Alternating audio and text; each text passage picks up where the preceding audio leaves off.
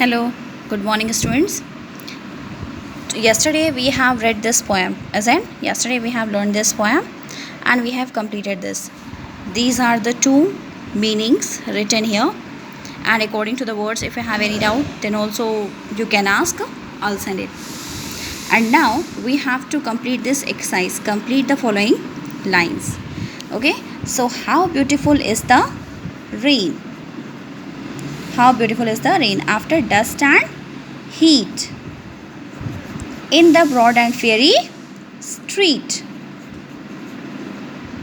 Here in the narrow lane.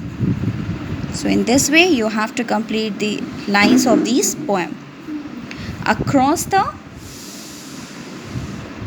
window pane. Across the window pane. No need to write this. Complete the following lines in your reader copy. Just write in a rough copy and learn it. It pours and pours. It pours and pours, and swift and wide, with a muddy tide. I'll send this exercise through the PDF also. Now the second exercise, that is the answer the following questions. This I'll send you through the PDF or as an image. Now the third exercise, that write the words from the poem which mean the same. So white, broad, sound of objects falling or striking each other. This is the clatters. Okay, as you can see here, clatters. Clatters.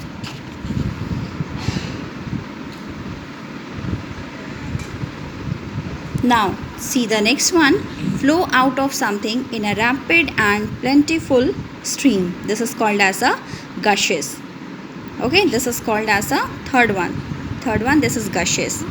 This answer, and this is clatter, and this is broad. Okay, now the next exercise, that is the fun with grammar. Some grammatical exercises are there. There are two numbers, singular and the plural number. The noun that refer to only one person or a thing is said to be a singular. For example, pen, book, pencil. You people are familiar with this topic, isn't it?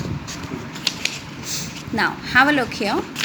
The noun that refers more than one person or thing is said to be a plural number, such as pens, books, shops, etc. So many there. Now here it is written that according to this we add, that is IES or S here. If a noun ends in Y and there is a consonant before Y, you can see here that here it is ending with Y, isn't? But here this is the consonant before Y.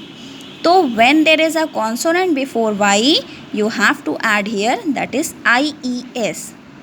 Okay, when there is going to be a consonant before Y, then you have to add here IES, and if the vowel is going to be there, then you have to add there S only.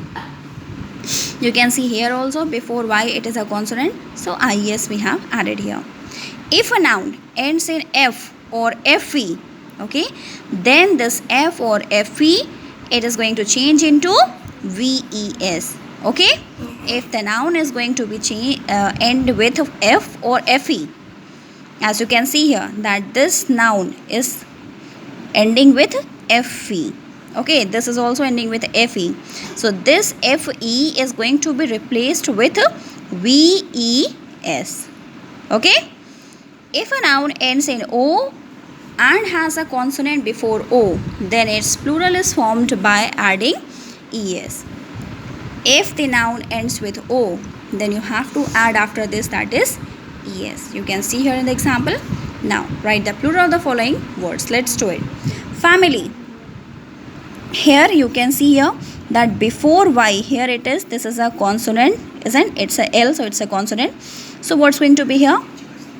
Here we have to do, that is families. Now leaf, ending with F. So if the noun ends with F, then what we have to add here is, and at the place of F it is going to be LEAVES, leaves. Thief, it's going to be here thieves.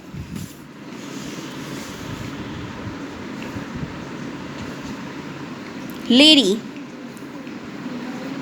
ladies. Okay, hero, heroes. This is ending with O, so what we have to add here after this? ES. Army, armies. Sorry. So you can see here that this is armies, IES. Now let's come to the collective noun. Collective noun are the nouns which stand for a collection or group of people or the things, animal or the etc. We have learned this thing when I have taught you about the nouns. In that we have learned about the different kinds of noun, isn't? In that the collective noun was also there. That collective nouns are such nouns which stand for the collection of or the group of people, things or animal. Means when we talk about the group of people, animal or a thing, then it is called as a collective noun. For example, here a flock of birds was flying in the sky.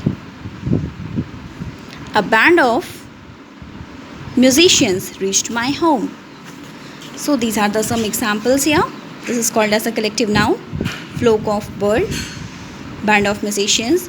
The hunter was shocked to see a dash of lions. What's going to be here? Pride of lions. Please bring me a dash of flower. It's going to be a bouquet of flower. They made the dash of cattle run away. Herd of cattle. Next is a dash of singers is performing there. So choir, a choir of singers performing there. Neither of the boys could break the dash of sticks. The bundle of sticks. Okay, this you can see here, and I'll send this exercise in the form of PDF. So what's today's homework? You have to learn the poem. This first and second stanza, means by including these two stanza, it's going to include the 10 lines. So 10 lines you have to read the poem along with the name of this poet. Okay, so thank you and have a good day.